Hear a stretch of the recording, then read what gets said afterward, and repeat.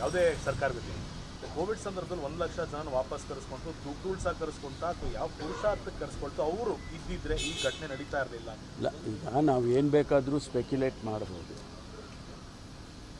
ಅದು ವ್ಯಾಖ್ಯಾನ ಅಷ್ಟೇ ಆಗುತ್ತೆ.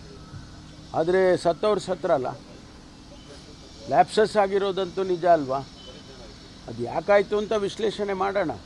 ಈಗ ಸೆಕ್ಯೂರಿಟಿ ಕಡಿಮೆ ಇತ್ತು, ನಾನು ಹೇಳಿದ್ನಲ್ಲ, ಸೆಕ್ಯೂರಿಟಿ ಕಡಿಮೆ ಇತ್ತು, ಅಲ್ಲಿ ಇಷ್ಟು ದಿವಸ ಶಾಂತಿಯಿಂದ ಇತ್ತು ಅಂತೇಳಿ ಬಹುಶಃ ಅವರು ಸ್ವಲ್ಪ ರಿಲ್ಯಾಕ್ಸು ಮಾಡಿರ್ಬೋದು. ಆದರೆ ಎಲ್ಲೋ ಒಂದು ಕಡೆ ನಮ್ಮ ಹಿಂದುಗಡೆ ಒಂದು ಸೆಕ್ಯೂರಿಟಿ ಕವರ್ ಇರಲೇಬೇಕಲ್ವ, ಅದನ್ನಲ್ಲಿ ಲ್ಯಾಪ್ಸ್ ಆಗಿದೆ ಅನ್ನುವಂಥ ಏನಂತ ನೋಡೋಣ, ಏನಂತ ವರದಿಗಳ ಮುಂದೆ ಏನೆಲ್ಲ ಬರ್ತವೆ ಅದನ್ನು ನೋಡೋಣ. ಅಲ್ಲ, ನಾವು ಇಲ್ಲಿ ರಾಜ್ಯ ಸರ್ಕಾರ ಖಂಡಿತವಾಗಿ ಮುಖ್ಯಮಂತ್ರಿಗಳು ಸರ್ಕಾರಕ್ಕೆ ನಮ್ಮ ಸರ್ಕಾರದ ಅಭಿಪ್ರಾಯವನ್ನು ಕೇಂದ್ರ ಸರ್ಕಾರಕ್ಕೆ ಖಂಡಿತವಾಗಿ ತಿಳಿಸ್ತೇವೆ. Thank you.